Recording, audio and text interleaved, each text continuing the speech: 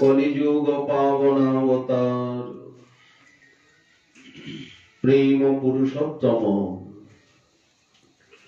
স্বয়ং ভগবান পরতত্ত্ব সীমা শ্রী শ্রী রাধা মাধব মিলিত তনু সংকীর্তন পিতা মহা মহেশ্বরেশ্বরেশ্বর শ্রী নদিয়া বিহারী গৌরহরি পরম অন্তরঙ্গ প্রিয়তম পার্ষদ প্রভর শ্রী বৃন্দারণ্য নিবাসী পরম পূজ্যপাদ শ্রীল প্রবোধানন্দ সরস্বতী চরণ তিনি তার শ্রী শ্রী রাধা রস সুধা নিধি গ্রন্থে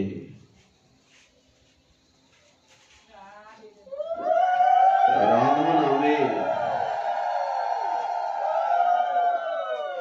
মহিমা কীর্তন করছেন। প্রেম তরঙ্গিনী নাম সুধা তরঙ্গিনী। ভগবানের অনন্ত নাম রয়েছে, অনন্ত লীলা, অনন্ত রূপ, অনন্ত ভক্ত ধাম পরিকর। কিন্তু শ্রীকৃষ্ণ স্বয়ং ভগবান সর্বোপরি। অন্যান্য ভগবৎ স্বরূপ শ্রীকৃষ্ণ স্বরূপের মুখাপেক্ষী অখণ্ড অদ্বয় জ্ঞানতত্ত্ব একমাত্র ব্রজরাজ নন্দন শ্রী রাধা রমন। রাধা মাধবী আমাদের উপাস্য। রাধারানীর চরণাশ্রয়ে শ্যাম সুন্দরের আরাধনা এবং গৌরলীলা সমাশ্রয়ে যুগলের উপাসনা। মহাপ্রভু কৃপা করে আমাদিগকে শ্রী শ্রী রাধা রাধা রমণের আরাধনাই প্রদান করেছেন। যুগল ভজন ধন মোহে করল উপদেশ। এই জন্য আর সব কথাই বহিরঙ্গ, তেমন প্রয়োজনীয় নয়। শুধু জ্ঞান বৃদ্ধি করবে মাত্র। রাধা কৃষ্ণ নাম গান এই সে পরম ধ্যান। ঠাকুর মহাশয় প্রেম ভক্তি চন্দ্রিকায় বললেন, রাধা কৃষ্ণের নাম গান করা এটাই পরম ধ্যান, পরম লক্ষ্য। আর না করিহ পরমান। পরমান বলতে প্রমাণ। নাম সংকীর্তনের থেকে শ্রেষ্ঠ কোন ভজন আছে এটা প্রমাণ করতে যেও না, গেলে অপরাধ হবে। তো সেই কৃষ্ণ নাম রাধা নাম পরম মধুর। কৃষ্ণ নাম গানে ভাই রাধিকা চরণ পাই। কৃষ্ণ কৃষ্ণ কৃষ্ণ কৃষ্ণ বললে রাধারানী এসে দাঁড়াবেন। কারণ রাধারানীর কৃষ্ণ নাম বড় প্রিয়। সখী কেবা শুনাইল সমনাম, কানের ভিতর দিয়া আমার মরমে পশিল গো। আকুল করিল মন প্রাণ। এই নামেরই মহিমা। কৃষ্ণ নাম শুনে মন প্রাণ আকুল হয়ে যায়, এক অদ্ভুত আকর্ষণ অনুভব হয়। পাপ হরে আর তাপ হরে, মধুর কৃষ্ণ নাম সংকীর্তনে পাপ হরে আর তাপ হরে, সর্বেন্দ্রিয় স্নিগ্ধ করে, দেহাভিমান যায় রে দূরে, সংসার বন্ধনের একমাত্র হেতু যে দেহাভিমান, আমি দেহ, এই জ্ঞান যায় রে দূরে, মধুর কৃষ্ণ নাম সংকীর্তনে। কৃষ্ণ দাস্য স্বভাব জাগে, যে আমি শ্রীকৃষ্ণের দাসানুদাসীর দাস, কৃষ্ণ মোর প্রভু ত্রাতা, জীবের হয় জ্ঞান। এই অভিমানের জাগরণ ঘটে, দেহাভিমান যায় রে দূরে, মধুর কৃষ্ণ নাম সংকীর্তনে। জীবের স্বরূপ হয় কৃষ্ণের নিত্য দাস, কৃষ্ণের তটস্থা শক্তি ভেদাভেদ প্রকাশ। জীব হচ্ছে শ্রীকৃষ্ণের তটস্থাক্ষ শক্তি, তিনি শক্তিমান এবং ভেদ অভেদ জীবের সঙ্গে শ্রীকৃষ্ণের অভেদত্ব আছে, ভেদও আছে, এই জন্য ভেদাভেদ প্রকাশ। এই যে শাস্ত্র বচন, হরিনাম করতে করতে চিত্ত দর্পণ মার্জিত হয়ে কৃষ্ণ তত্ত্ব, জীব তত্ত্ব, মায়া তত্ত্ব, শক্তি তত্ত্ব, ভক্তি তত্ত্ব, গুরু তত্ত্ব, বৈষ্ণব তত্ত্ব, ধাম তত্ত্ব, নাম তত্ত্ব, সেবা তত্ত্ব, লীলা তত্ত্ব, সব তত্ত্ব নিয়েই সমীক্ষা, সেই তত্ত্বজ্ঞানের উদয় হয়। তখন জীবের স্বরূপ কৃষ্ণ, দাস্য অভিমান, কিন্তু সেই দাস ভাবটা আচ্ছন্ন, ঢাকা মেঘে, চাঁদের আলো আজ পূর্ণিমা হলেও আসছে না, মেঘ মেদুর আকাশ। এই মেঘ সরার প্রয়োজন। মেঘটা কি না, দেহে আত্মবুদ্ধি, আমি এই দেহ, দেহ সম্পর্কিত যা কিছু তা আমার। যত অহংকার গর্ব দেহ নিয়ে, তো যে দেহ আপন জ্ঞানে তুমি যত্ন করো রাত্রি দিনে, এই দেহটা আমার চিরদিন থাকবে কি? শ্মশানে শরীর মম পরিয়া রহিবে, বিহঙ্গ পতঙ্গ তাই বিহার করিবে। মহোৎসব করিবে সাধের দেহ লয়ে। ভাগবতে নলকুবর মণিগ্রীবের উপাখ্যানে কি বলা হলো? দেবর্ষি নারদ নলকুবর মণিগ্রীবকে লক্ষ্য করে বিনা যন্ত্রে যে গাথা গাইলেন, সেই গাথার মর্ম কি?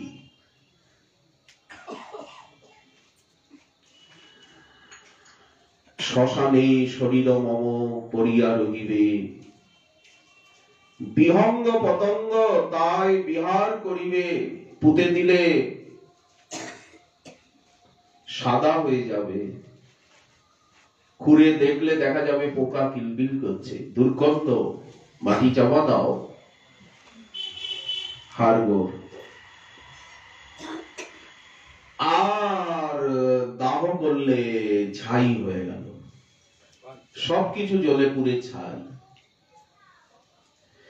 যে দেহের এই গতি তার অনুগত স্ত্রী পুত্র আত্মীয় স্বজন বন্ধুজন যত,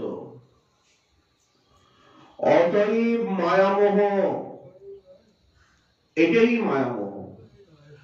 শরীরটাকে আমি বলে মনে করছি, আর এই শরীরের সঙ্গে যাদের সঙ্গে আমার রক্তের সম্পর্ক তাদেরকে আপন বলে মনে করছি। আমি আর তুমি সে তাহারা।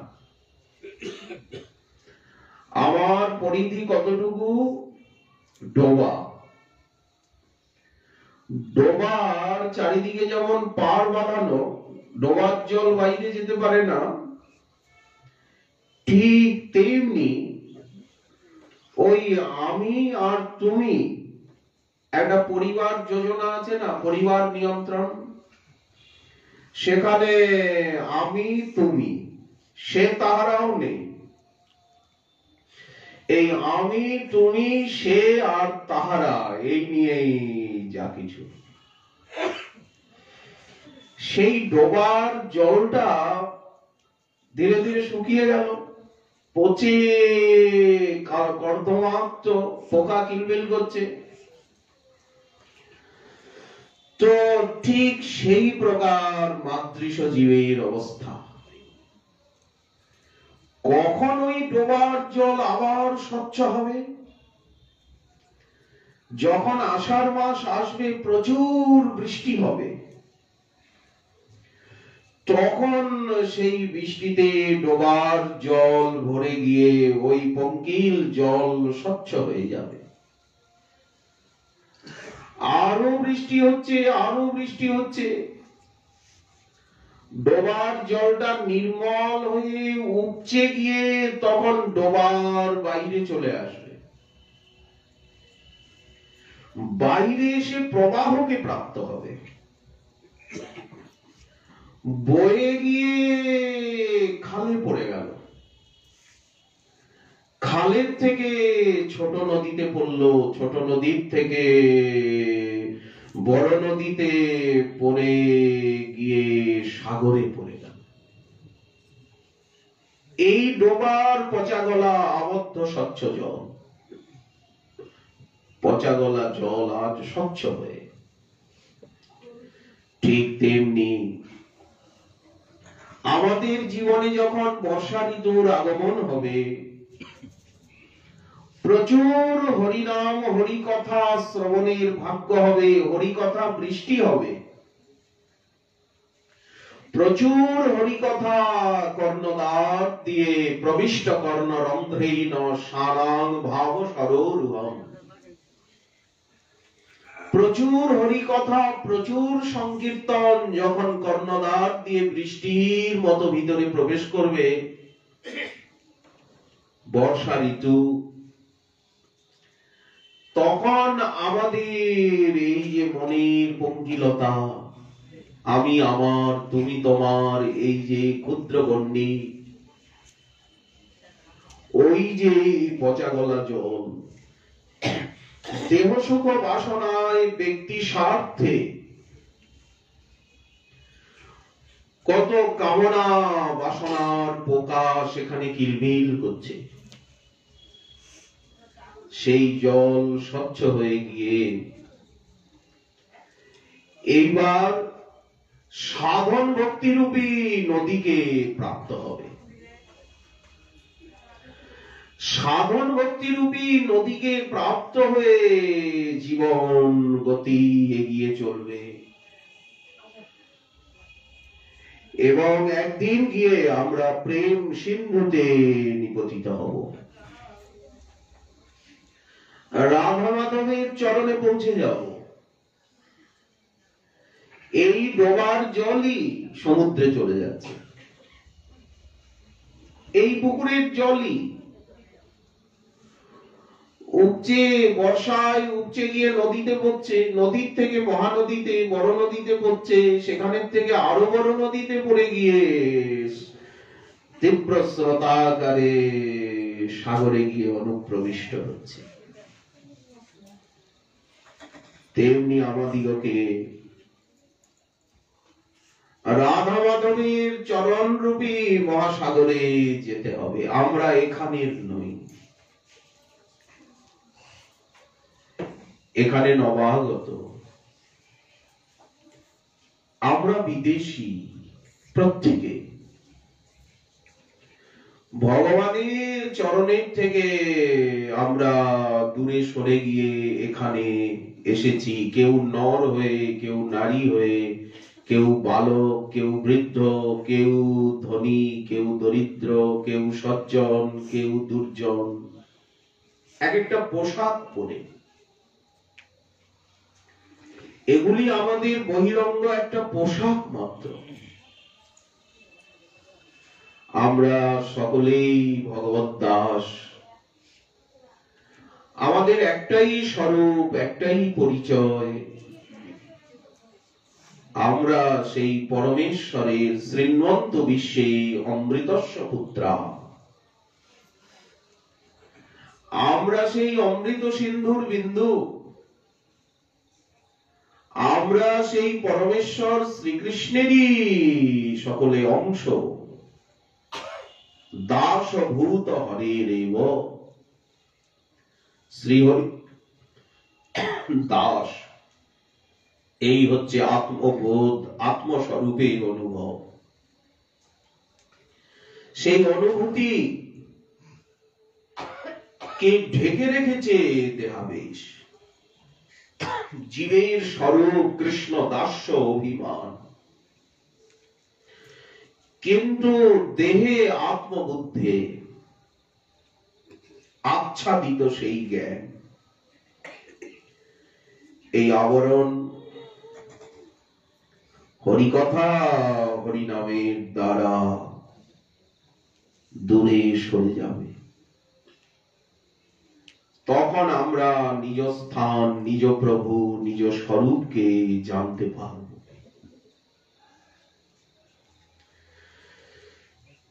কৃষ্ণ নাম গানে ভাই রাধিকা চরণ পাই। কৃষ্ণ নাম গান করলে রাধারানীকে পাব। দুর্গা, সরস্বতী, লক্ষ্মী, সমস্ত দেবী রাধারানীরই অংশাংশ মাত্র। রাম, নৃসিংহ, বরাহ, বামন, যজ্ঞ দত্ত, ঋষভ, পৃথু, হংস, হয়গ্রীব, নরনারায়ণ, বুদ্ধ, কল্কি, ব্যাস, নারদাদি, সনকাদি সব শ্রীকৃষ্ণেরই অবতার। ঈশ্বর পরম কৃষ্ণ স্বয়ং ভগবান, সর্বাবতারী, সর্ব কারণ প্রধান, সচ্চিদ আনন্দ তনু ব্রজেন্দ্র নন্দন, সর্বৈশ্বর্য, সর্বশক্তি, সর্বরসপূর্ণ। এই হচ্ছে কৃষ্ণের স্বরূপ। বৃন্দাবনের অপ্রাকৃত নবীন মদন, কাম বীজ কাম গায়ত্রীতে যার আরাধন, পুরুষ যশিত কিংবা স্থাবর জঙ্গম, সর্ব চিত্তাকর্ষক সাক্ষাৎ মন্মথ মদন। নানা ভক্তের নানাবিধ রসামৃত হয়, সেই সব রসামৃতের বিষয় আশ্রয়। শৃঙ্গার রসরাজময় মূর্তি ধর, অতএব আত্ম পর্যন্ত সর্বচিত্ত হর। বৈকুণ্ঠ অধিপতি যে নারায়ণ, নারায়ণ আদি অবতারের হরে মন। গোবিন্দ সকলের মনকে হরণ করে নেন, সৌন্দর্যে, মাধুর্যে, সমস্ত ভগবৎ স্বরূপে। লক্ষ্মীকান্ত আদি অবতারের হরে মন, আপনা আপনি চাহেন করিতে আস্বাদন, নিজে নিজেকে আস্বাদন করতে চান। ওই জন্যই উনি গৌরাঙ্গ হলেন। আমি কেমন, আমার রূপ গুণ লীলা মাধুর্য কেমন, রাধারানী আমাকে কি রকম আস্বাদন করেন, আমাকে সেবা করে উনি কেমন সুখ পান, আমাকে এগুলি অনুভব করতে হবে। ওই জন্য শ্রীকৃষ্ণ যখন রাধা হয়ে গেলেন, নিজেকে নিজে অনুভব করার জন্য শ্রীকৃষ্ণ যখন রাধা হলেন, সেই শ্রীকৃষ্ণের রাধা রূপই হচ্ছে শ্রী গৌরাঙ্গ। আর শ্রীকৃষ্ণ রাধা হয়েছেন নিজেকে নিজে আস্বাদন করতে।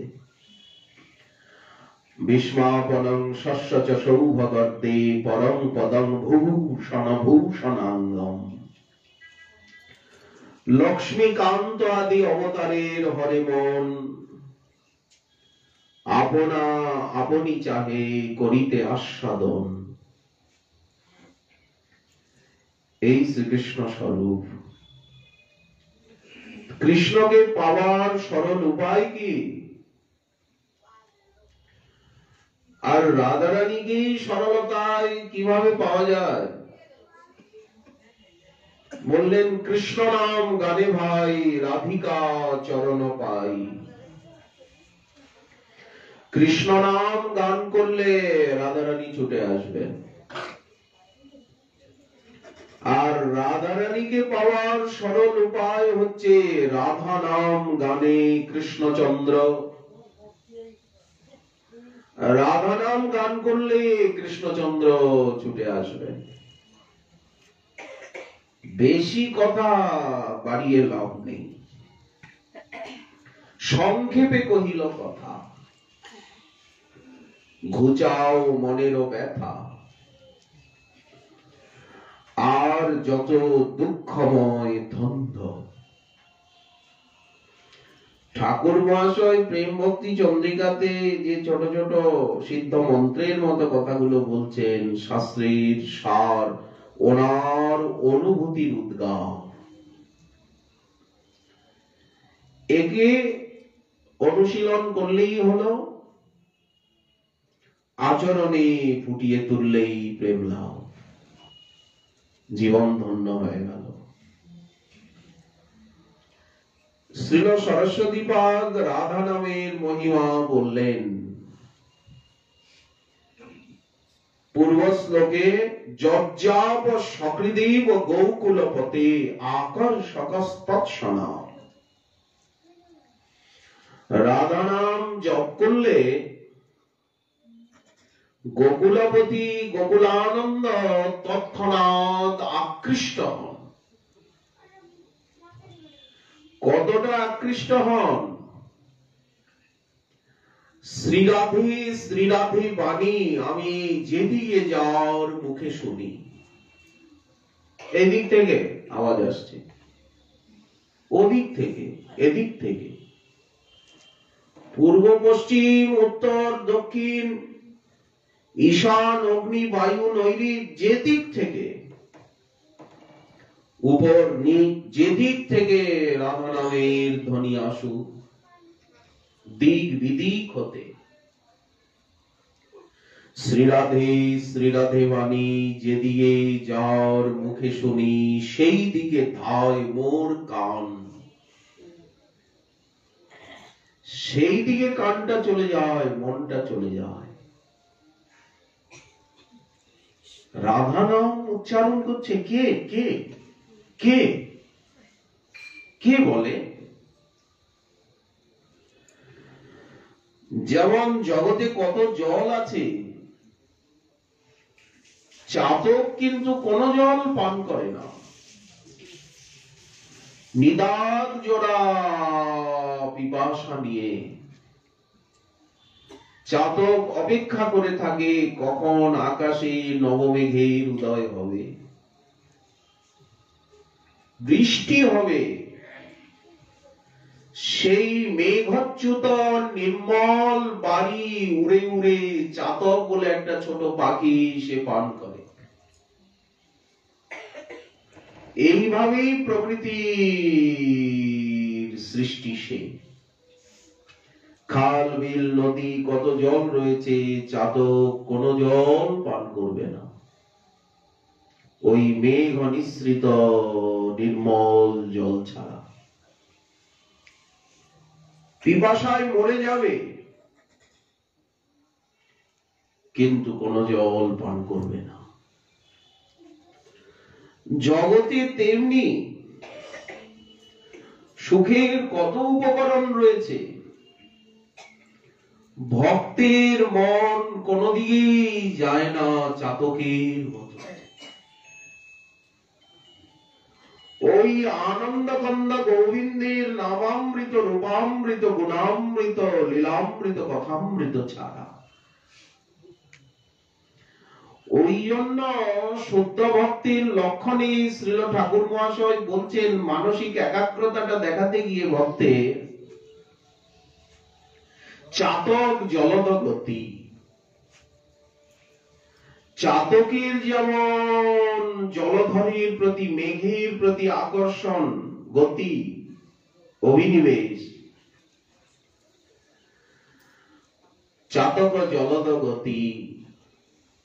চকর চন্দ্রিকা ততি। চকর বলে ছোট একটা পাখি আছে, ও পূর্ণিমার রাত্রিতে উড়ে উড়ে উড়ে উড়ে চন্দ্রের সুধা জ্যোৎস্না চন্দ্রিমাকে পান করে, ওই ওর আহার। মাসে একদিনই তো পূর্ণচন্দ্র উদিত হয়, পূর্ণিমায়। সেদিন চাতকের কত আনন্দ। তেমনি ভক্ত চাতক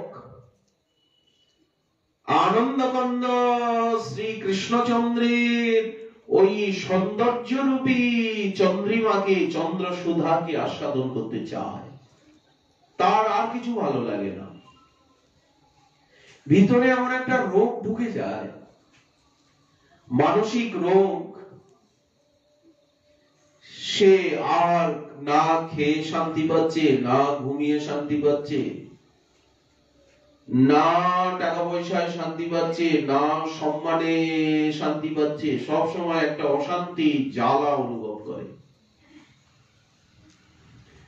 এই অশান্তি তার জীবনে প্রকৃত শান্তির সন্ধান দেয়।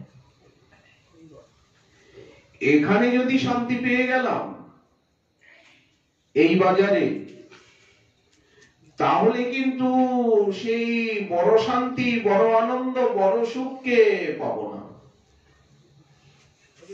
মজে যাব, ঘুমিয়ে পড়ব, আর জাগতে পারবো না এগোতে। ওই জন্য এইরকম একটা ব্যবস্থা প্রভুই করেছেন। ভক্ত কিছুতে শান্তি পায় না, সব সময় ভিতরে একটা অশান্তি জ্বালা। কি খাদ্যের অভাবে, কি বস্ত্রের অভাবে, সুখের অভাবে, কি সম্মানের অভাবে? বললেন না না, এগুলি যথেষ্ট আছে। সেই নিত্য আনন্দ, নিত্য সুখ, ভূমৈব সুখম। বেদ বললেন যতই ভূমা তৎ সুখম, নাল্পেই সুখমস্তি। অল্পের ভিতরে সুখ নাই। যিনি সবচেয়ে বৃহত্তম সেই পরব্রহ্ম ভূমা পুরুষ, তিনি সুখস্বরূপ। জ্ঞাত্বা দেবম, সেই পরমেশ্বরকে জানলেই সমস্ত পাশাপহানি,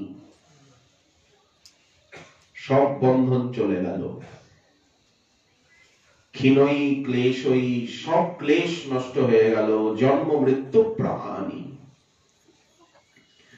জন্ম মৃত্যুর চক্রের থেকে বাইরে চলে গেল মানব। এই দেহ নষ্ট হয়ে স্থূল দেহ, সূক্ষ্ম দেহ থেকে বেরিয়ে গিয়ে তৃতীয় দেহ ভেদে ভগবৎ পার্ষদ দেহ লাভ করলেন। বিশ্বৈশ্বর্যং প্রাপ্য, তিনিও সচিদানন্দ স্বরূপ হয়ে অনন্ত ঐশ্বর্যকে প্রাপ্ত হয়ে সাষ্টি সামীপ্য সারূপ্য সালক্যকে প্রাপ্ত হয়ে কেবল আত্মকাম, উনি আত্মকাম হয়ে গেলেন। ব্রহ্মবিদ ব্রহ্মৈব ভবতি, সারাজ্যকে প্রাপ্ত হলেন। তো ভক্ত একমাত্র সেই কৃষ্ণচন্দ্রের নাম রূপ গুণ লীলা শুধাই আস্বাদন করতে চায়। চন্দ্রিমা, চন্দ্রিকা, আর কিছু চায় না। ওই জন্য বলা